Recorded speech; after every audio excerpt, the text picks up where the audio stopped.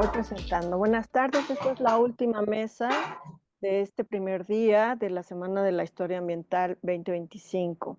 Bueno, esta mesa se titula Propuestas teóricas y metodológicas hacia la localidad. Voy a presentar a los tres ponentes, recordándoles sus 15 minutos de participación y un tiempo posterior para el intercambio y las preguntas.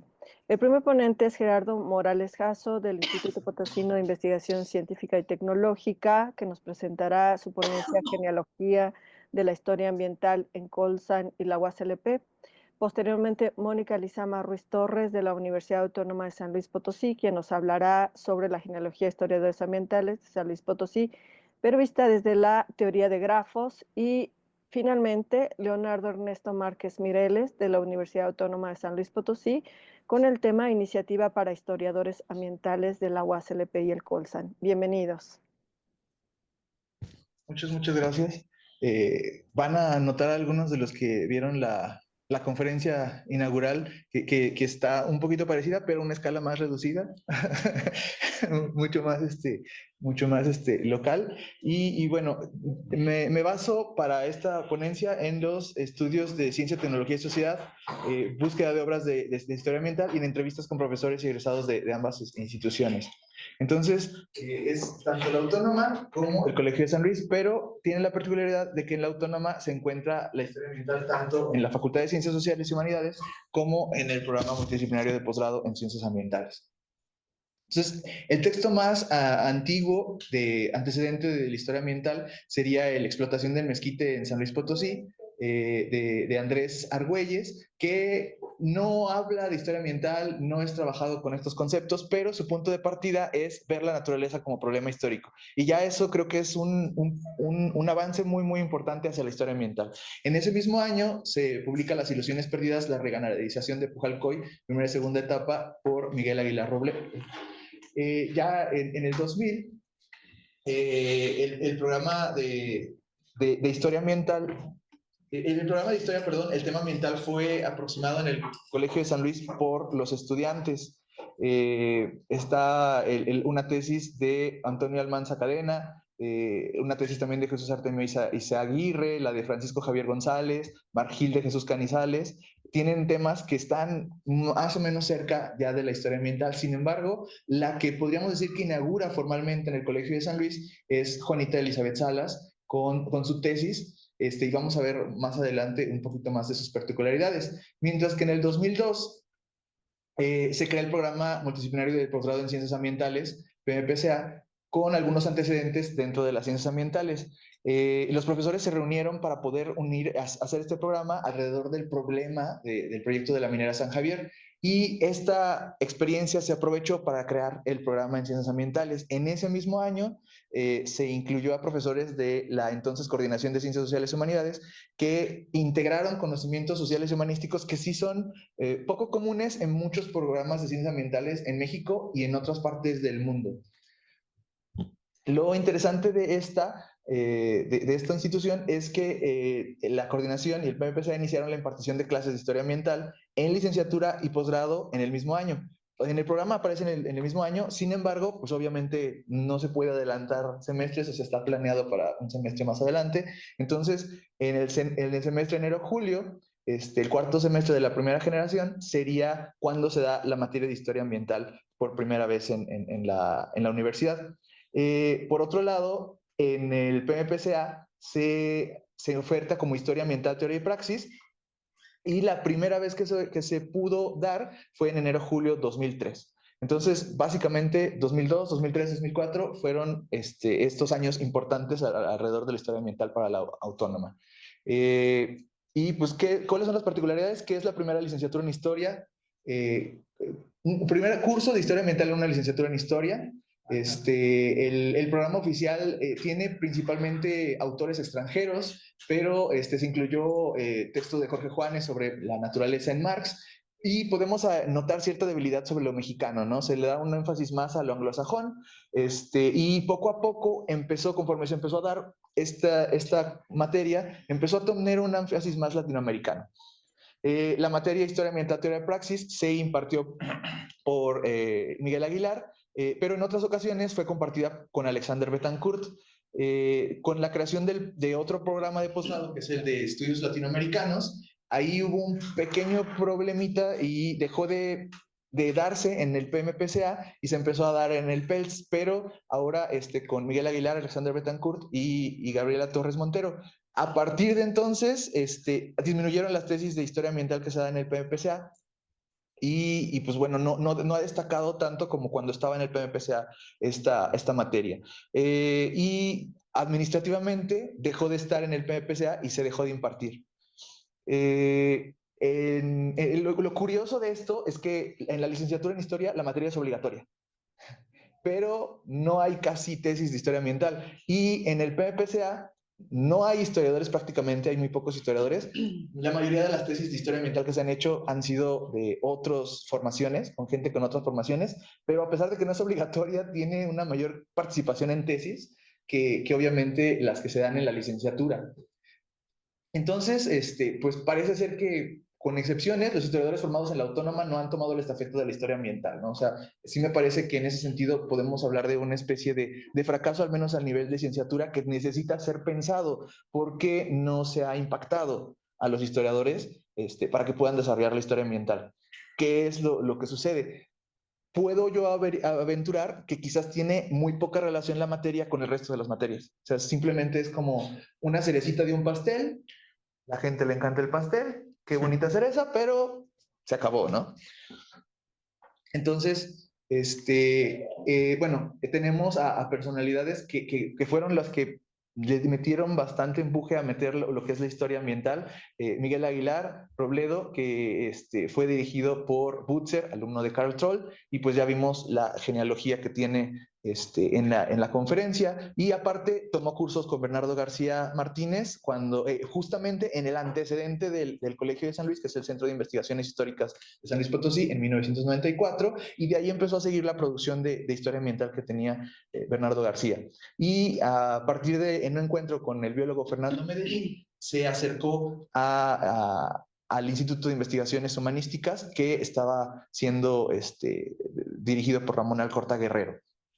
Por su parte, otra personalidad también destacada sería la doctora María Gabriela Torres Montero, que ya en la autónoma conoció a Peter Herlihy, de la escuela también de Sauer, de la Universidad de Kansas, quien le habló de Worcester, y de Gregory Cushman, que terminó siendo su director ahí en Kansas. Entonces, incluso Miguel Aguilar también la orientó a que estuviera allá.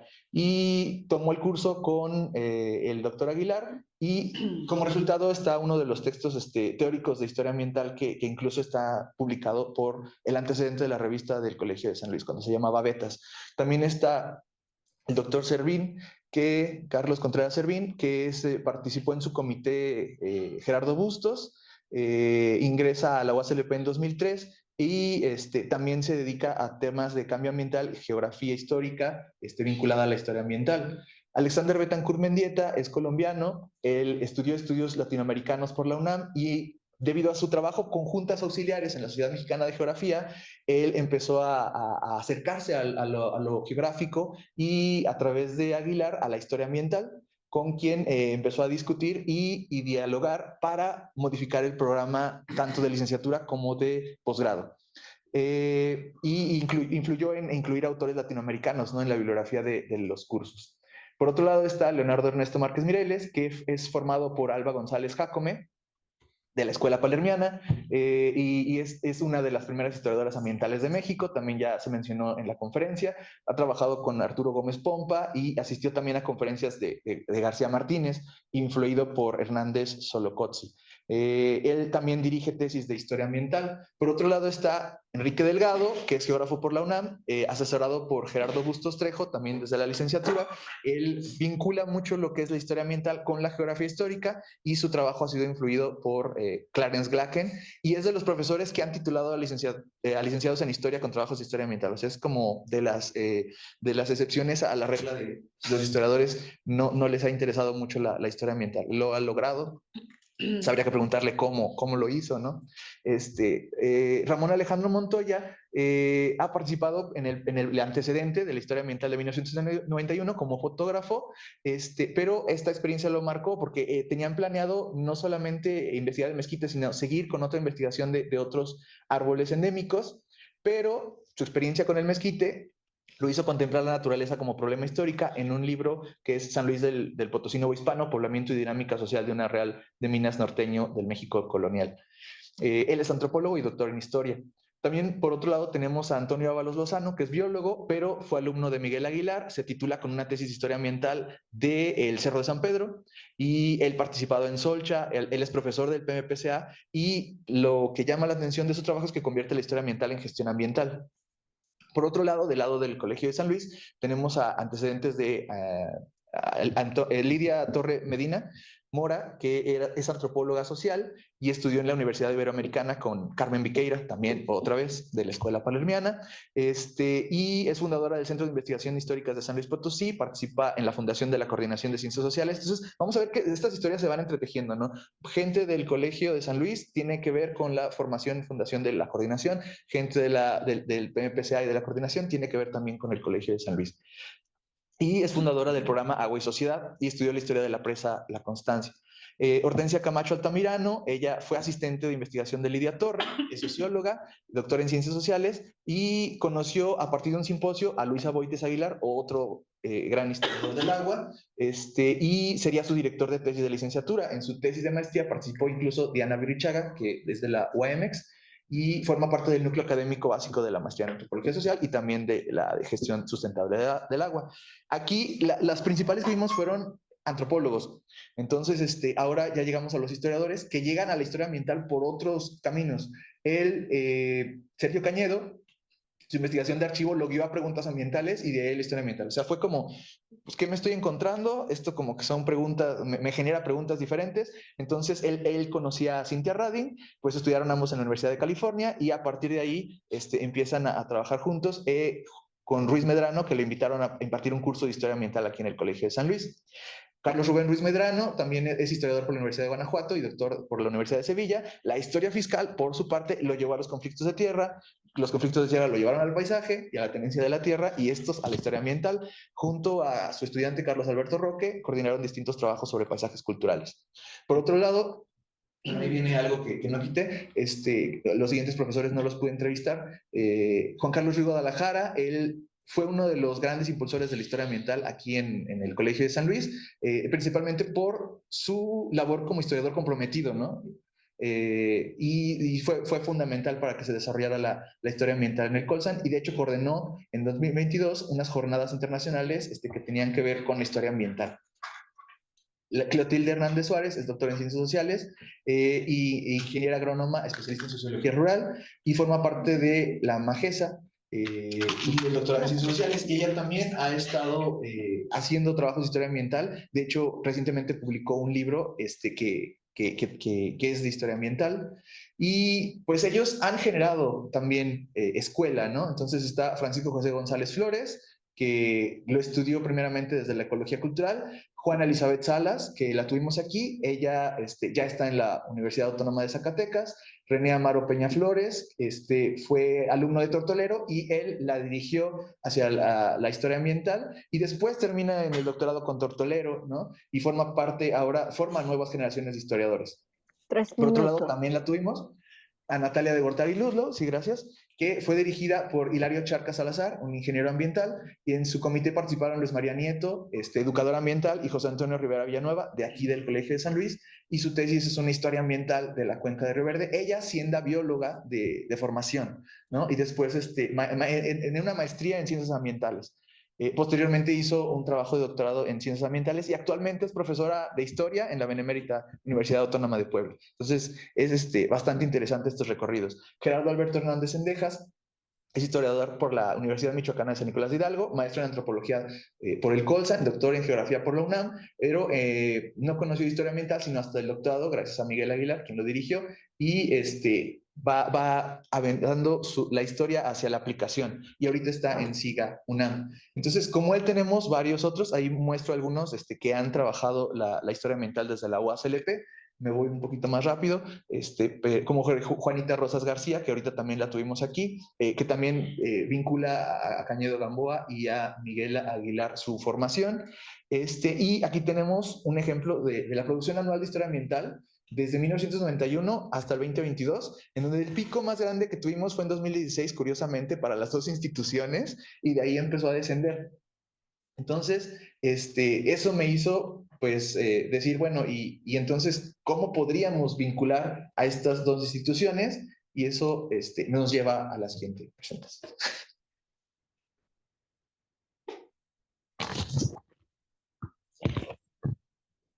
¿Cómo la pones? ¿Es algo de ahí? Ah, es esa.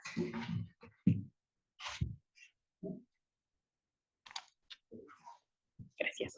Gracias. Pues justo el trabajo del doctor Gerardo es una enorme base y fue la base y la idea de hablar un poco acerca de la genealogía vista a través de la teoría de grafos. Ay, siguiente. Ah, ¿por qué no da siguiente?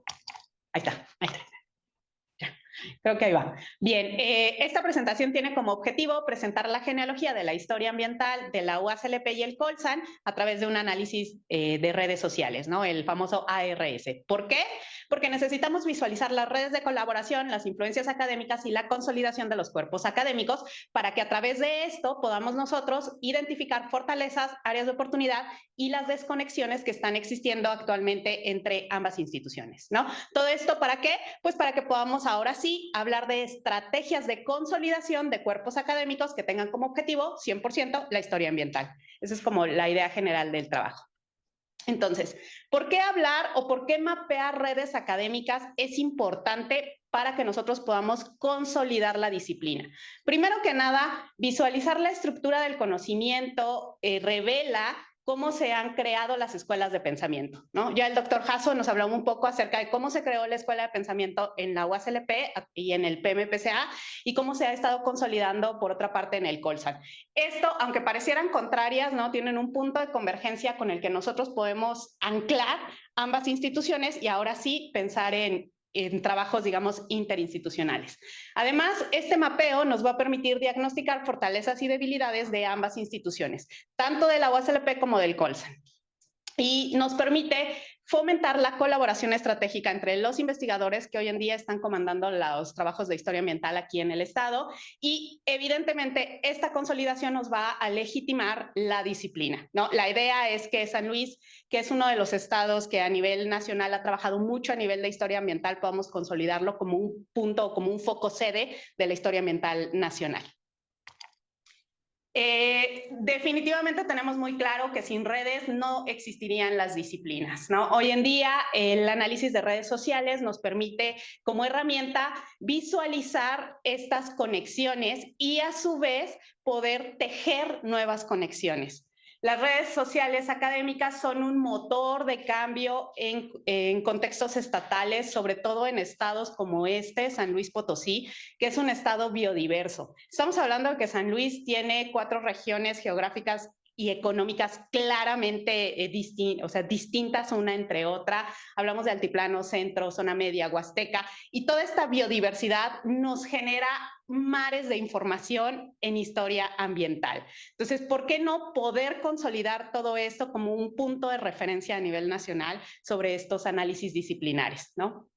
Además, San Luis es un estado rico en historia minera y en historia agrícola que nuevamente podría ser un motor de cambio. O sea, bien utilizadas estas redes disciplinarias nos pueden llevar a cambios directos en zonas mineras y zonas agrícolas. Hoy en día la historia ambiental no es un lujo. Tenemos muy claro que definitivamente no es un lujo académico, es un puente entre el pasado ecológico del estado y el futuro sustentable, ¿no? Entonces necesitamos muchos trabajos ahí.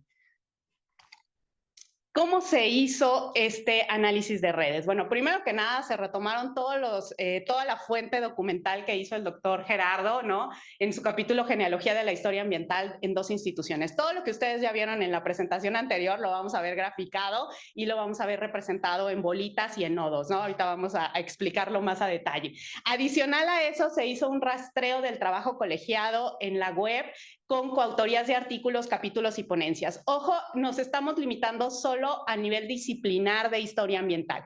Quiere decir que si el doctor Miguel Aguilar tenía colaboraciones fuera de la disciplina, no nos interesó, la omitimos. Solamente trabajamos con colaboraciones disciplinares porque la idea es consolidar la disciplina. Se trabajó toda la metodología de análisis de redes sociales y se utilizó un software de uso libre llamado Gephi.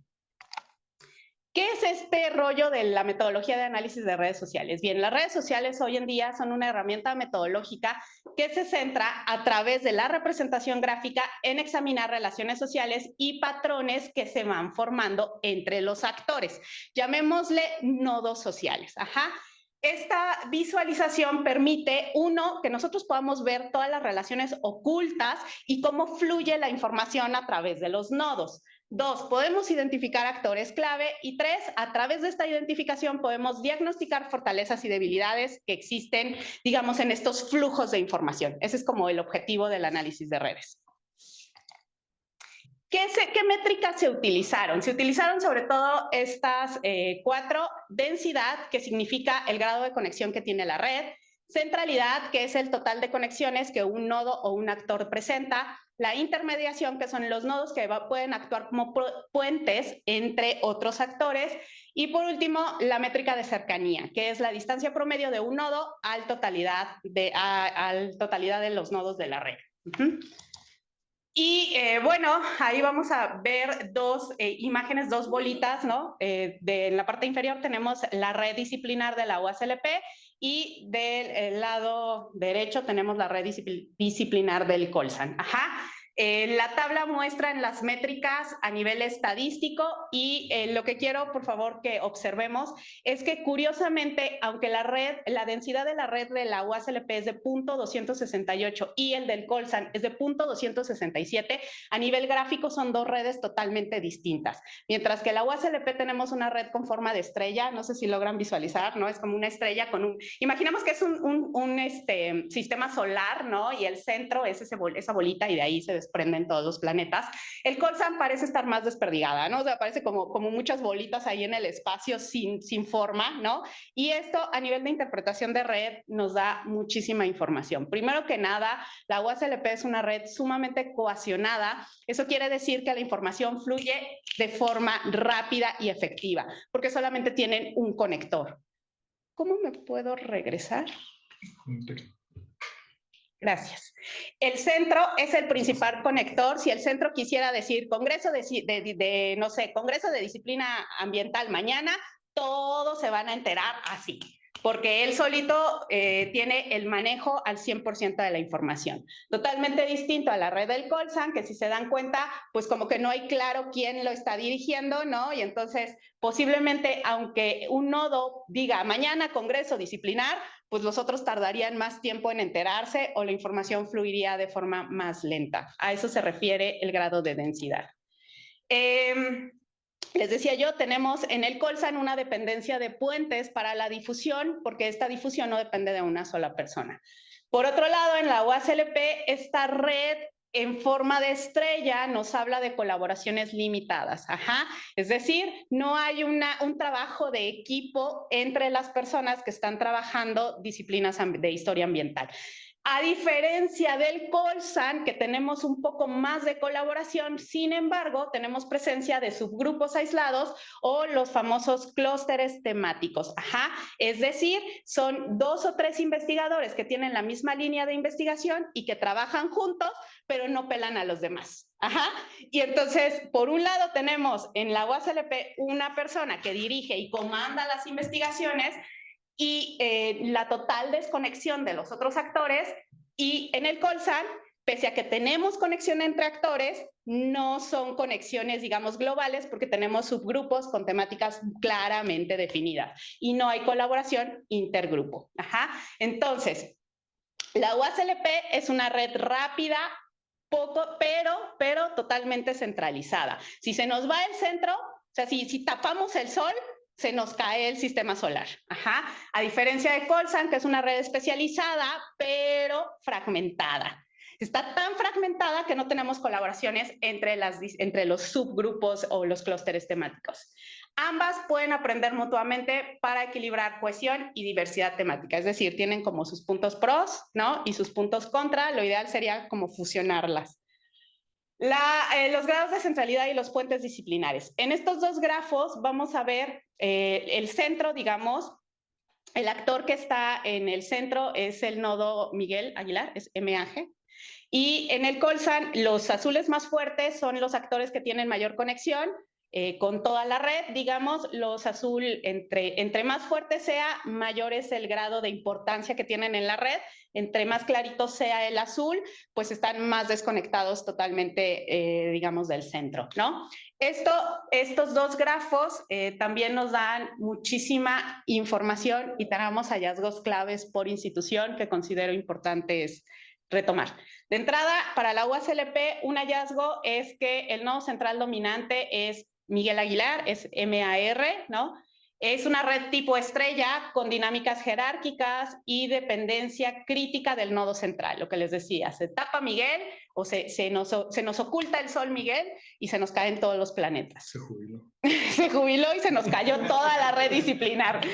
Y los investigadores no colaboran entre sí, solo con el núcleo central, ¿no? Y tenemos un claro ejemplo, los trabajos del doctor Leonardo y los trabajos del doctor Carlos Contreras, que podrían compartir temas de geografía histórica, pero actualmente no tenemos colaboraciones disciplinares entre ellos, ¿no?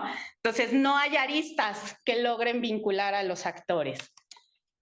A diferencia, por ejemplo, de los hallazgos claves del Colsan, tenemos varios líderes influyentes, entre ellos Lidia Torres, Hortensia Camacho, que son nodos centrales con alta influencia en la red, pero que funcionan como puentes muy bajitos, o sea, realmente no funcionan como puentes entre grupos disciplinares. Ajá.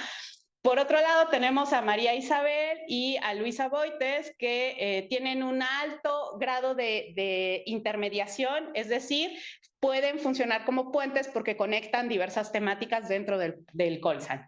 Tenemos grupos aislados o nodos que trabajan totalmente solitos, como Juan Carlos Ruiz, como Moisés Gómez, y su baja centralidad y su bajo grado de intermediación, pues los hacen nodos totalmente apartados, ¿no? Son como los patitos feos porque no trabajan con nadie y se han encerrado en sus propios trabajos sin compartir, digamos, estos focos temáticos. Y tenemos comunidades totalmente desbalanceadas, ¿no? Tenemos nodos que tienen clústeres, o sea, los clústeres temáticos, hay subgrupos que tienen 3, 4 investigadores, pero hay subgrupos que nada más tienen 1, ¿no? Entonces, eso podría ser un punto débil a trabajar. ¿Qué podemos hacer? La UASLP tiene una red eficiente, pero sumamente frágil, ¿no? Yo les decía, un sol brillante, que es Miguel Aguilar, y los planetas que orbitan alrededor de él, pero no se conectan entre sí. El desafío es convertir ese sistema solar en una colaboración, en una constelación colaborativa, ¿no? Ahora que ya se nos jubiló el doctor, pues hay que empezar a gestionar. Sí, gracias. Colsan tiene líderes fuertes, pero totalmente desconectados entre los clústeres. La clave está en convertir sus puentes naturales en puentes que articulen 2 o 3 grupos disciplinares y que incluyan a los nodos periféricos que tal parece que no trabajan con nadie, ¿no? Tenemos desafíos comunes para ambas redes.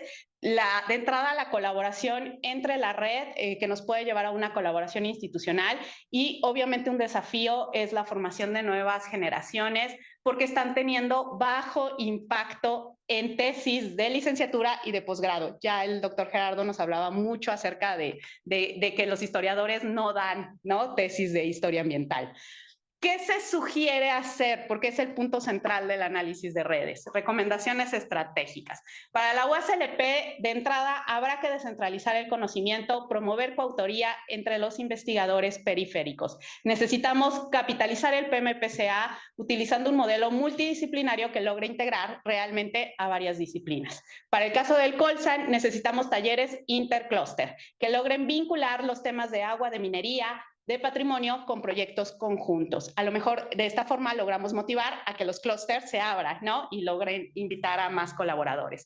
Necesitamos fortalecer redes de trabajo con la UASLP, quizá a través de la creación de seminarios permanentes con temáticas de historia ambiental, ¿no? La idea, les decía yo, una visión futura del análisis de redes sería convertir al Estado en un nodo de referencia para la historia ambiental en México, integrando el modelo cuestionado de la UASLP más el modelo de especialización que ya trae la red del Colsan. La historia ambiental en San Luis no es solo un campo de estudio, es una herramienta que tenemos para poder entender y transformar la relación entre sociedad y naturaleza en el Estado, ¿no? Por eso es tan importante hacer este tipo de análisis. Y listo, doy paso a la siguiente. Muchas gracias. Excelente, Mónica, gracias por el tiempo, muy ajustados. Me dejaron un paquetote. ¿Dónde está? Ahí está. Ahí. Sí, ya. Acá mis colegas, alumnos, Gerardo sobre todo, que ya está en otro nivel. Pues vamos a retomar un poco la historia, la que nos contaba Pedro en la mañana con la primera participación, ¿no? ¿Qué estamos encontrando? Este trabajo pues es algo que ya Gerardo y yo, por vínculo con Gerardo, hemos trabajado y ya está publicado parte de ello, de lo que estaba mencionando Gerardo, de lo que mencionó Mónica también, ¿no? Entonces, el estado de historia como un campo de estudio, como un campo de trabajo, ¿no? Debemos reconocer que sí, las influencias gringas, las influencias europeas, sobre todo anglosajonas, son importantísimas para el trabajo. En la mañana platicábamos de toda la escuela de Berkeley, de toda la escuela de Austin, como el antecedente directo a esto, ¿no? Y esto ha enfocado mucho a temas muy particulares, ¿no? Historia agraria, temas desde la antropología, temas desde la geografía, desde la historia de las actividades económicas, y ambas influencias causaron un desarrollo de lo que es la historia ambiental, no solamente en México, sino en toda América Latina, ¿no? Que de alguna manera pues nos está sustentando y nos está diciendo para dónde tenemos que ir. Interesante, y abro paréntesis, qué bueno que se organizó este tercer encuentro de historia ambiental de la semana, porque ya están saliendo otros campos y otras dinámicas también. Que abro otro paréntesis, el análisis de redes que hace Mónica en algún momento va a transformarse por lo que sucedió con este encuentro, ¿no? Cierro. Igual, tenemos que darnos cuenta que esto nos ha caracterizado de alguna forma en saber quiénes somos como historiadores ambientales, qué influencia tenemos de los científicos y cómo se ha dado y cómo se logra desarrollar el trabajo colaborativo. En caso de México, pues todos los que hemos estado trabajando en instituciones de educación superior, sobre todo en las universidades, pues hemos sido obligados a partir del 2003 a formar parte de un programa que se llama PROMEP, en aquella época, ahora PRODED, Programa de Mejoramiento del Desarrollo del Profesorado, donde nos dicen que debemos de trabajar de manera colaborativa, ¿no? Regresamos al trabajo en redes, por eso es importante. Aparentemente México nunca había trabajado en redes, nunca había conformado y se tuvo que convertir en una política nacional, ¿no? Si nos vemos en esta idea, pues podemos ir construyendo las diferentes redes, ¿no? Será porque yo soy alumno de ALBA, pero ahí rescatamos toda esa idea de la ecología cultural de Ángel Paler, de trabajar con las influencias de ALBA. ALBA, que es doctora en antropología, pero también doctora en historia, pues de alguna manera ha conjuntado varias de sus temáticas y tiene la influencia directamente hacia la Universidad Autónoma de San Luis, ¿no?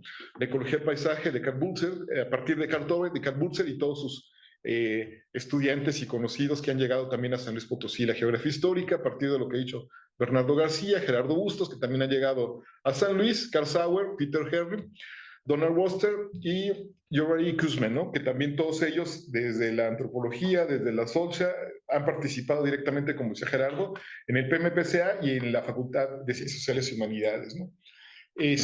A partir del Colsan también tenemos que darnos cuenta de que es una institución que tiene bastantes historiadores ambientales, pero algunos de ellos han sido formados dentro del colegio, pero muchos han sido formados de manera autodidacta, ¿no? De manera, estoy llegando por ahí, excepto bien Hortensia, como lo decía Gerardo en algún momento, ¿no? Entonces también tenemos la genealogía de dónde están formados.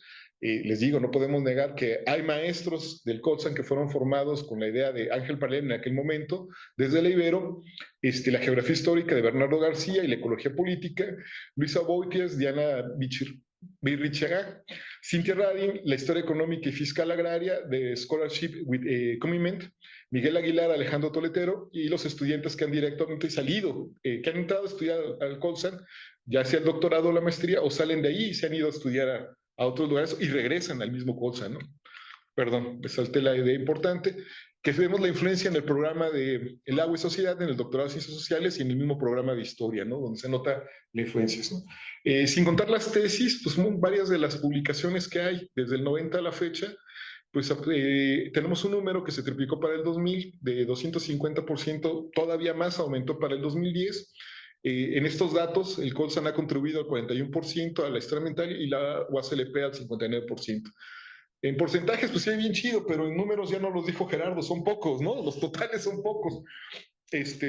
Podemos presumir que tenemos bastantes puntos por encima del Colsan, que son aproximadamente 8. Sin embargo, pues la realidad nos los está planteando Mónica cuando nos dice, pues es que como redes no están funcionando, ¿no? Y en totales son muchos, pero tampoco son muchos, ¿no? El 63% de la producción de la UASLP está vinculada al programa multidisciplinario de ciencias posgrado, lo que también es una crítica que hizo Gerardo, y el otro 38% equivale a las investigaciones realizadas por las ambas instituciones, la facultad y el COLSA, ¿no? En San Luis Potosí los historiadores están desarticulados interseccionalmente, ya nos lo dijo muy claramente Mónica, ¿no? Y aquí tenemos un problema que sí estuvimos evaluando. Estamos a 9 kilómetros, ¿no? A 27 minutos en bicicleta, ¿no? La agenda ambiental y el CIACID, la agenda ambiental ya se acercó por lo menos 200 metros más al Colsan porque ya lo movieron de edificio, ¿no? Pero ya está más cerca. El que está lejos es el CIACID, pero de alguna manera también está a menos de 5 kilómetros.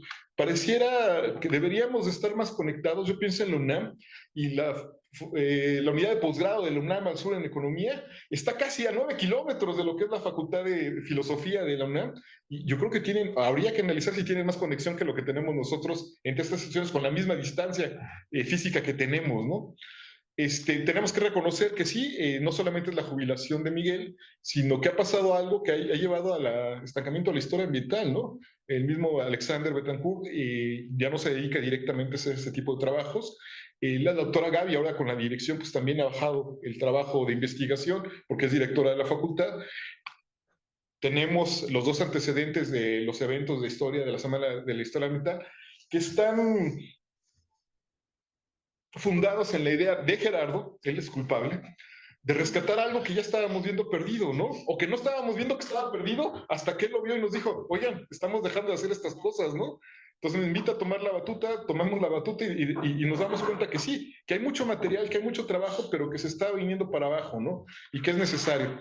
Tenemos que evaluar el bajo impacto que tiene la materia de historia ambiental. Ha habido modificaciones a los programas de estudio, se sigue ofertando, sin embargo, ¿por qué no es posible que trabajemos un poco más con las materias de historia ambiental y pues invitar a la gente del COSAN a participar en el SOLCHA, ¿no? Esto constituye, y hay que crear lo que vemos, y que sobre todo las juventudes, un poco más jóvenes que uno viejo que de 50 años, pensar en la administración, en el trabajo, en la gestión de una sociedad mexicana de historia ambiental, que son los que no pierden las ánimas, y en este caso, pues buscar la relación entre lo que es el COLSAN y la OSLP para poder desarrollar lo que ya se viene citando desde en la mañana, la importancia que tenemos. ¿Qué nos hace falta? Pues primero reconocer que existe toda esta genealogía de estas fotografías de individuos que tienen influencia, que han trabajado, que han enseñado, que han educado, que han formado gente que trabaja en San Luis Potosí, ¿no? Un montón de nombres de los que hemos estado citando. Tenemos muchos temas de investigación: agua, oasis, ganadería, científicos, paisaje, basura, desastres, minería, agricultura, entre muchos otros más. Pero todos estos individuos que vemos son importantísimos para el trabajo que se está desarrollando en San Luis Potosí, ¿no? Lo que proponemos es hacer la Semana de Historia Ambiental. Qué bueno que es la tercera ocasión que se hace. Qué bueno que las dos primeras fueron muy pequeñas. El primer día damos un día, el segundo fueron 2, también son 2, pero tenemos mayor cantidad de ponencias. Y el estarnos vinculando ya con el CONSAN pues nos permite empezar a crear esas redes. Por eso digo que al final se van a modificar las cosas que crudamente analiza Mónica y que dice, así estaban antes de presentar la ponencia, ¿no? Y bueno, pues también tenemos la posibilidad de vincularnos, como se vio en el mapa anterior, la relación directamente con otros estados, con otros personajes de otros estados, para trabajar directamente con ellos, ¿no? Una de las grandes ventajas que ha tenido también este foro es que tenemos gente de Puebla, gente de Morelia, que ya está presentando trabajos y que está viendo la importancia de la relación. Necesitamos realizar un poco más de historiografía regional que permita mostrar épocas y localidades menos estudiadas, organización para dar continuidad a investigaciones previas. Debemos de buscar la relación entre el SOA y el SOCHA para hacer historias ambientales no relevantes para la localidad. Debemos incentivar investigaciones relacionadas a problemas ambientales actuales que pongan incidencia, como estudiar históricamente los efectos del medicamento ivermectina, no solo en el ganado, sino los insectos que están citados ahí, difícil de pronunciar, y la ivermectina como forma de calentamiento del cambio climático, ¿no? La comunicación de científicos ambientales y el trabajo colaborativo interdisciplinarios, como entender la importancia del chamal en la alimentación y su papel en la invención de la nixtamalización. Hasta la fecha no existe una especialidad de historia ambiental en América Latina donde podríamos proponer una institucionalidad. Ahí es en donde estamos invitando a otras facultades, a otras instituciones a aventarnos el paquete de una especialidad de 1 año y medio o 120 horas, dependiendo de lo que nos pida la SEP, pero eso es lo que pide, y trabajar de la mano con las diferentes sociedades, ¿no? Comunicación entre los historiadores ambientales. Aquí queremos aclarar que los historiadores ambientales somos un montón, que no somos historiadores, ¿no? Entre ellos yo, y la generación de proyectos de investigación colaborativos, temáticos y regionales que verdaderamente puedan trabajarse en la ciencia frontera, aunque la nueva Secretaría de Ciencia y Tecnología pareciera que frontera es otra cosa menos de lo que esperábamos científicamente o académicamente definido, ¿no? Y bueno, desde la propuesta que Mónica nos hizo hace un momento, desde la teoría de los grafos, podría adaptarse temáticas, épocas y lugares estudiados y así proponer académicos con temáticas, épocas y lugares de estudios en común, lo que podría potenciar la profundidad de la historia ambiental es estudiada y su impacto desde esta perspectiva. Y con eso doy fin a este resumen de lo que se ha trabajado y de lo que hemos trabajado en conjunto de alguna manera, ¿no? Bueno, Gracias. agradecemos a los 3 ponentes, a Gerardo, a Mónica y Leonardo, por datos tan reveladores, ¿verdad? Sobre las posibilidades y las carencias y los desafíos que hay en cuanto a la historia ambiental. Muy importante. Pues bueno, tenemos espacio, tiempo para el intercambio, comentarios, profundizar un poco más. Quien guste puede también tomarse el tiempo para aclarar o hacer algunas precisiones que se quedaron en el tintero. Es su tiempo. Levanta la mano primero, Pedro, y luego. Y la Marco no te vi. No te vi. ¿Paso el micrófono? Yo vi que levantaste. Entonces, yo ni soy moderador, pero yo. Entonces va para allá. Bueno, gracias. Sí, yo quisiera hacer 3 preguntas muy breves. La primera es, o sea, en esta lógica de que la historia ambiental en realidad es un campo abierto, ¿no? Que se alimenta de muchas fuentes, ¿qué criterios se utilizaron para definir los márgenes, ¿no? Para decir esto sí es historia ambiental y que no es historia ambiental. En cuanto a la presentación de los grafos, ¿qué herramientas se utilizaron para el análisis? Es decir, ¿alguna herramienta digital, algún programa? Y bueno, la última pregunta es, por ejemplo, también cómo dentro de este análisis de nodos, pues también, digamos, se representan elementos más subjetivos. Creo que ahorita lo que se hizo fue más bien por la cuestión de la producción académica, pero por ejemplo, un aspecto que me parece muy importante, pues luego es el mismo hábitos académicos, ¿no? Que te enseña a competir, los egos, ¿no? Al menos, por ejemplo, aquí en la maestría del agua nos afecta, esa es una realidad, o sea, hay 2 bandos. Yo, ahora que ya salió la convocatoria, digo que además de los requisitos tienes que escoger uno de los 2 bandos y no se te elige. Pues a mí se me ha dicho así de que mis opiniones son porque tal profesor me las metió, ¿no? En los congresos de avances de investigación luego que tenemos, quienes asesoran a uno del otro bando, no te comentan. Entonces, bueno, esas cosas luego también creo que influyen mucho en que no haya esta vinculación, ¿no? Más allá de las temáticas, ¿no? Y digamos también cómo poder representar, hacer propuestas, pues no sé, para gestionar ese tipo de conflictos, ¿no? Que terminan también afectando, ¿no? La producción y la colaboración. Eso sería todo. Gracias.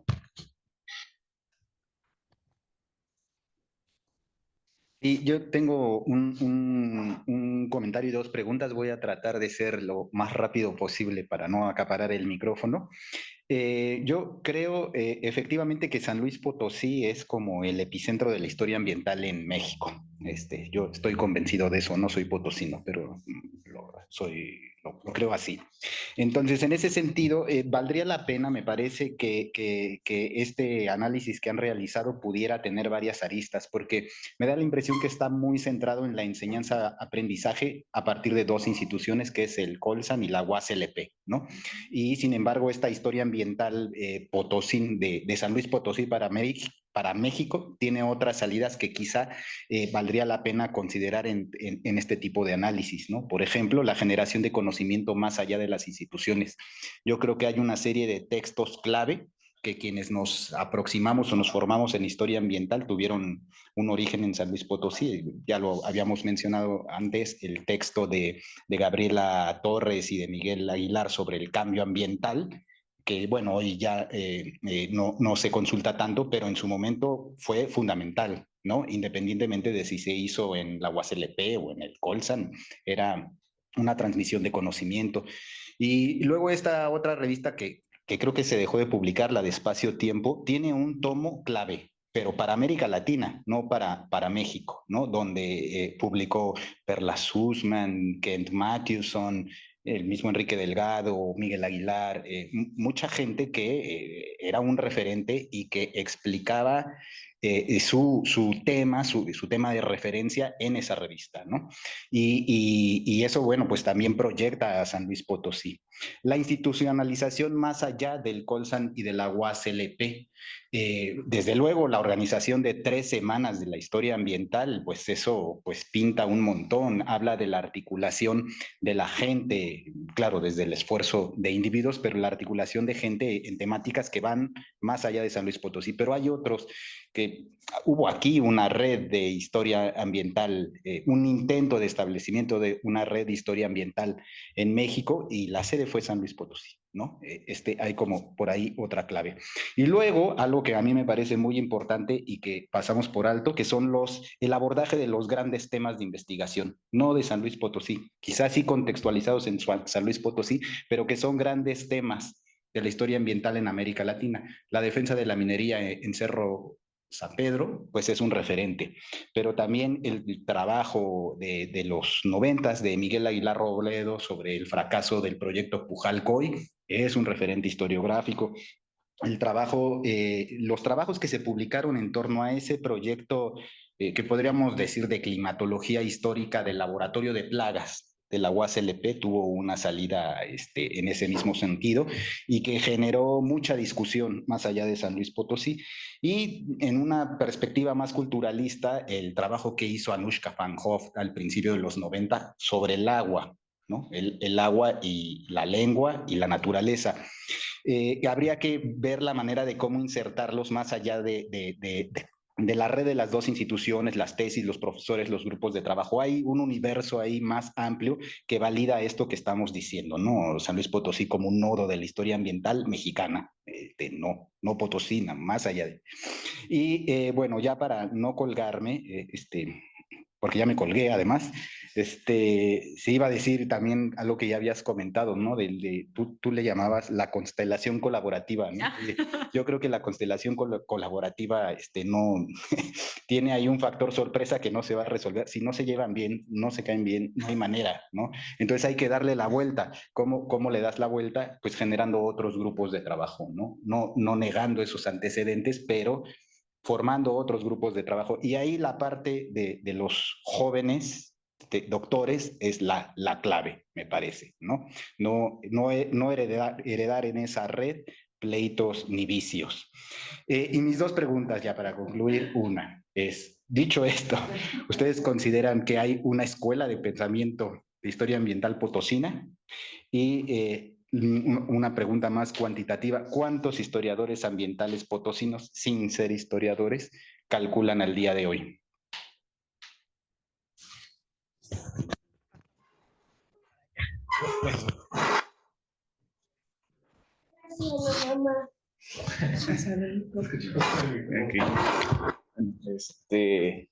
Bueno, gracias por la oportunidad de hablar. Ahorita mucho flashback porque yo soy egresado de historia, ¿no? Y mi comentario va un poco como a respuesta a lo que comentaba el doctor Jasso, ¿no? De, bueno, ¿por qué no hay tesistas de historia ambiental, ¿no? A nivel licenciatura. Uno, yo creo que en primer lugar, al menos a mí cuando yo la cursé, era otro plan de estudios, ya cambió, pero a mí se me brindó hasta el quinto, sexto semestre, no recuerdo bien. Entonces, yo era el único que toda la licenciatura trabajó como cosas de historia ambiental o historia de la geografía, y pues yo estaba encantado con la materia de historia ambiental. Pero ya al momento de mis demás compañeros ya tenían como que ya encaminados exactamente qué temáticas, qué temas iban a abordar, ¿no? Entonces, la historia ambiental ellos la abordaron más como que pues una materia más y no como un campo de estudio. En mi caso, pues sí, fue oportuno, ¿no? Porque yo ya venía trabajando ese tipo de temáticas. Entonces, no se forja, al menos no se forjó desde un comienzo la importancia de la historia ambiental, sino ya hasta cuando ya estabas muy avanzado en la licenciatura. Digo, ya no sé cómo está actualmente el plan de estudios. Según yo, todavía la siguen dando, pero no sé cuál ha sido el impacto de esta situación. Y la otra cuestión es que algo que también ya se comentó es que también los que estaban como que liderando, al menos en la carrera de historia, la temática, que era el doctor Delgado, la doctora Torres y el doctor Bentancur, ya cuando, por ejemplo, yo ya empecé a cursar, ya el doctor Bentancur ya no estaba enfocado en la temática, el doctor Delgado se enfocó en la dirección, entonces la materia quedó solo para la doctora Gabriela y ahora pues ella también es directora, entonces como que fue quedando relegada la prueba en materia de historia ambiental. Entonces por ese lado es una posible explicación de por qué no hay tantos tesistas, al menos a nivel licenciatura, en la temática. Y pues ya algo que se ha comentado aquí, ¿no? O sea, a mí me sorprende que estando dos instituciones que tienen como temática la historia ambiental no se correlacionen, ¿no? Estaba viendo el ejercicio de redes, sí, bastante relevador que dependiera tanto de la figura del doctor Aguilar, la producción de historia ambiental en la USLP, y también queda bastante relevador que aquí en el Colsan, como que cada doctor jala sin realmente haber una conciencia de una escuela de vamos a trabajar historia ambiental, ¿no? Entonces sí, como ya comentó también Marco, pues eso también debe ser un poco por los egos académicos, los conflictos ahí que se tienen, pero sí, a mí me gustaría que se trabajara más esta historia ambiental porque como ya comentó el doctor, al menos yo tengo entendido de lo que yo he leído, de que pues es como que referente aquí localmente, ¿no? Al menos en México lo que se ha hecho en San Luis, y la doctora Torres, pues esa vinculada directamente con Warsaw, incluso creo que lo trajo a San Luis antes de que ella entrara, pero pues bueno. Sí, a mí me parece que sí debería ser una temática que debería discutirse y pues felicidades a los tres ponentes porque sí me gustan mucho las explicaciones, ¿no? La temática. Gracias.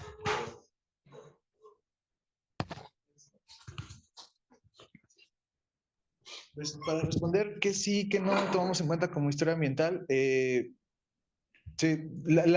hubo algunos textos que están en la investigación que no fueron posible encontrar, pero la mayoría de estos lo que se buscaron fueron palabras clave, ¿no? De encontrar si lo explicaban desde marco teórico de historia ambiental o si citaban referencias de historia ambiental.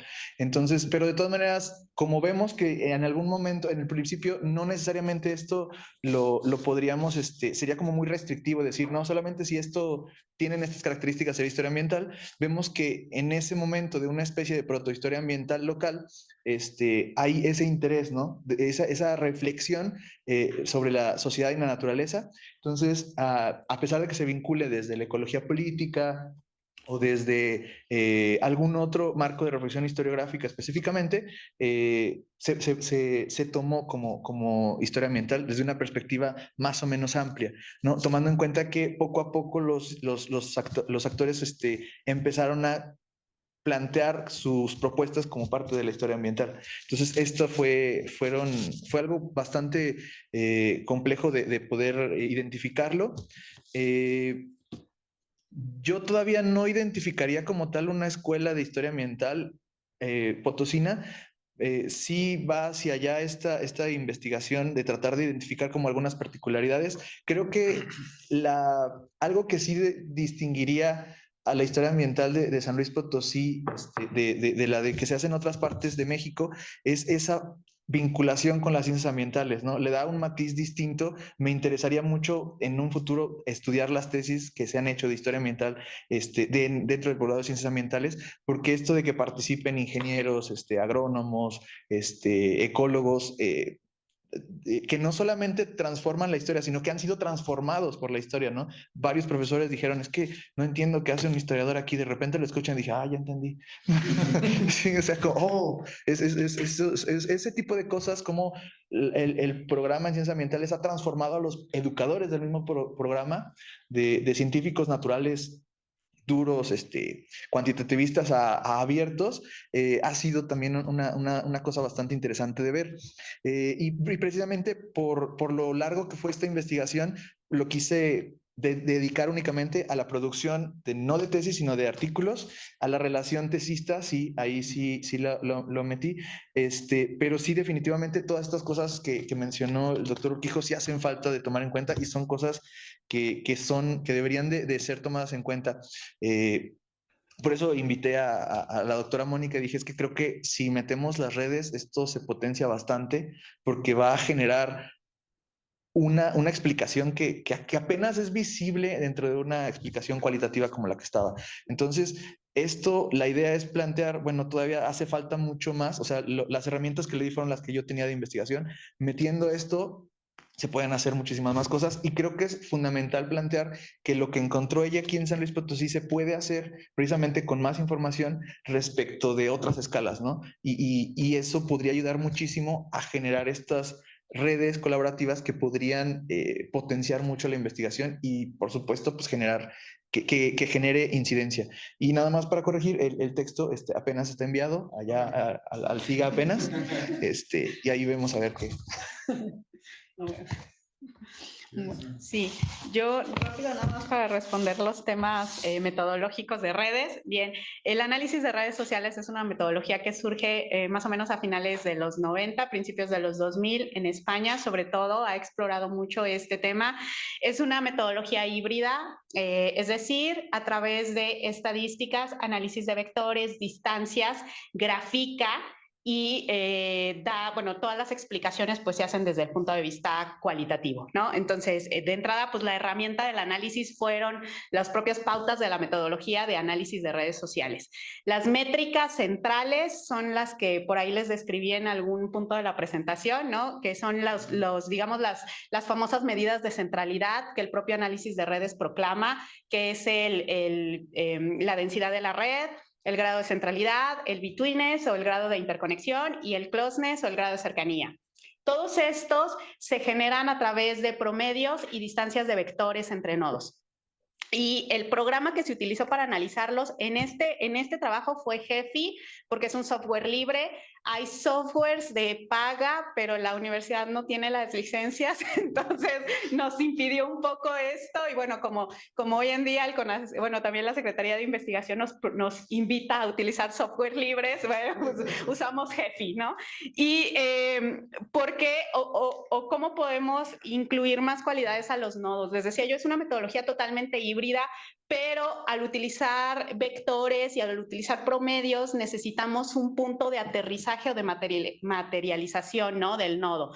Ese punto de materialización, pues en este caso fueron los artículos disciplinares o los artículos compartidos dentro de la propia historia ambiental, que todo el trabajo de revisión bibliográfica pues lo hizo el doctor Gerardo, ¿no? O sea, ahora sí que toda la chamba de quién se conectó con quién y todo el trabajo de archivo lo hizo él.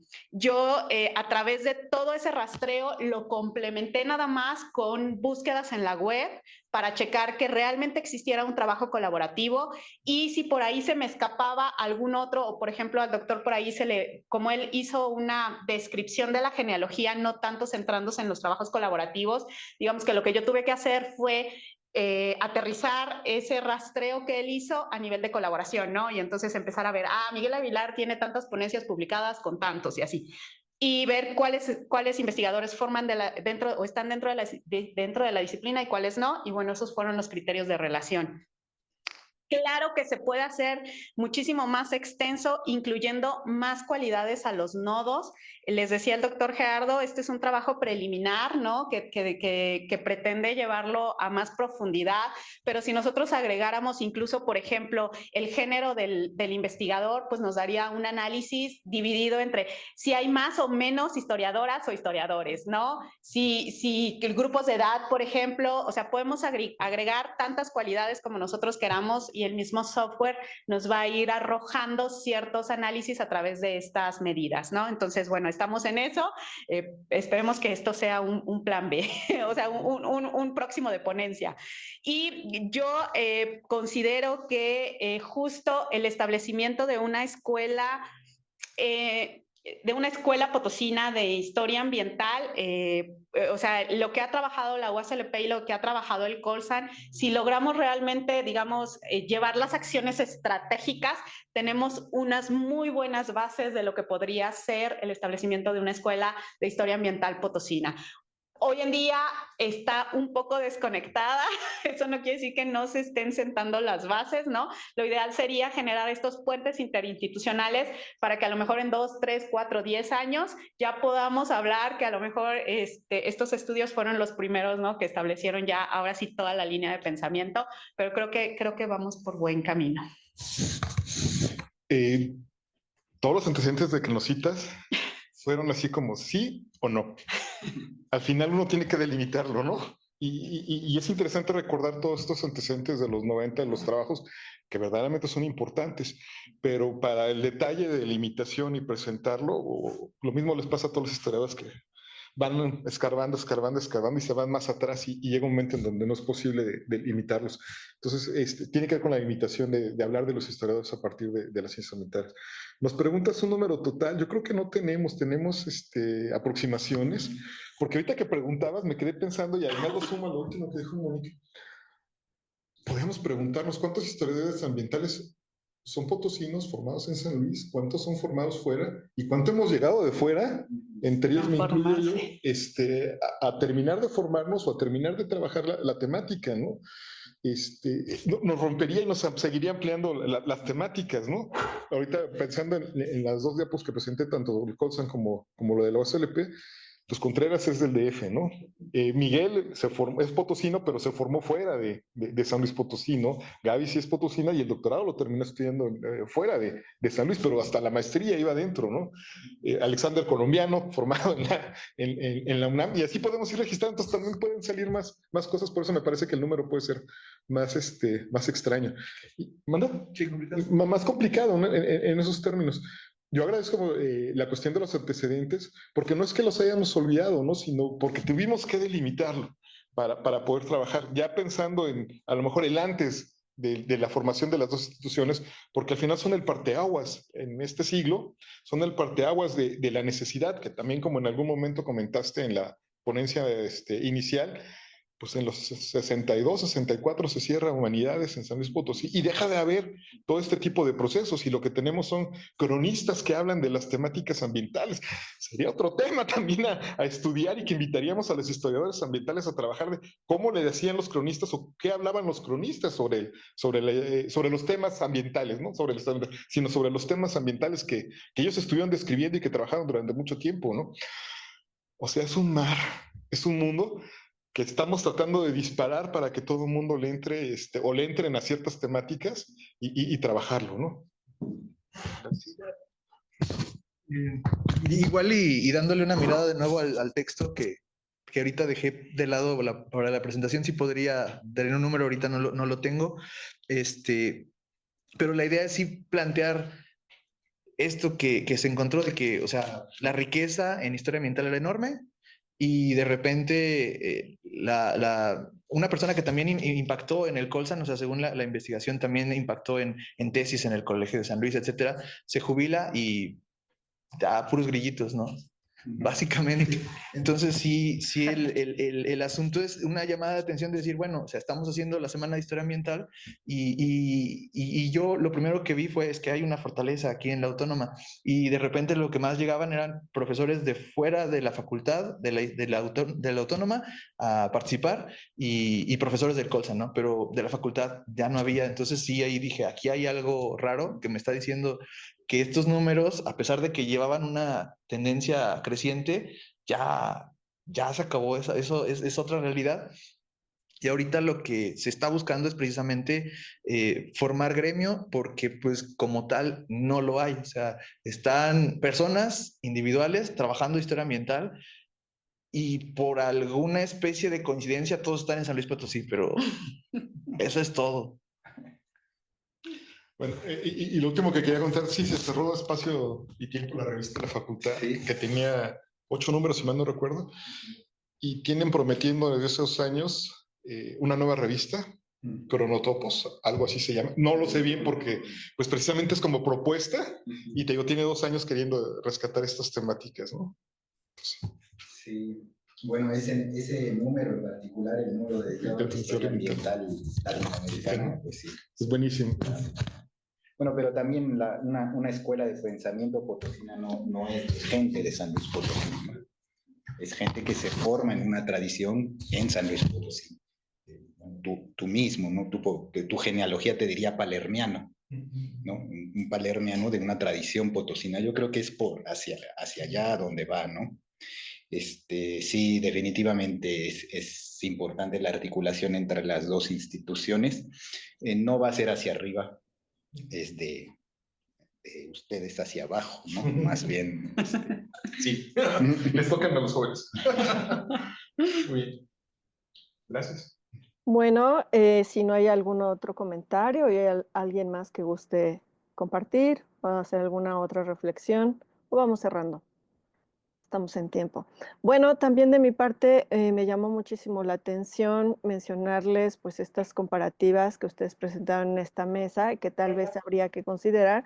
Por ejemplo, no solamente el tipo de interés y, vamos a decir, la ciencia que se hace a puerta cerrada, por esto que decían de no ir más allá de las instituciones, y no incluir o invitar o compartir estos saberes que surgen de las comunidades. Recordemos que en San Luis Potosí están ocurriendo procesos que no están siendo investigados o documentados, ¿no? Desde la construcción de carreteras, ¿no? Hasta las represas, el avance de la agroindustria, por supuesto la minería, algo que acabamos de analizar en el coloquio de postdoctorados, ¿no? Minería de litio y de minerales de la transición energética. También megaproyectos, por ejemplo, las granjas estas de huevo y de carne de cerdo que están instaladas en el altiplano. Por supuesto, también tiene que ver con el financiamiento, ¿no? Hacia este tipo de investigaciones. Y una que dejo para reflexionar, si o no determina la política de Estado que estaría definiendo hacia dónde se hace este tipo de investigación o si es posible hablar de una censura por parte de este tipo de políticas, ¿no? Bueno, muchos más temas para reflexionar en esta mesa. Por supuesto que nos han presentado datos que nos sirven para, como decimos, diagnosticar y reflexionar y ver las potencialidades hacia dónde puede ir pues esta historia ambiental muy importante en la Academia Potosina. Pues muchas gracias por haberme invitado a moderar. Nos quedamos con más reflexiones y preguntas para posteriormente. Gracias a todos y a todas. Felicidades por estos trabajos.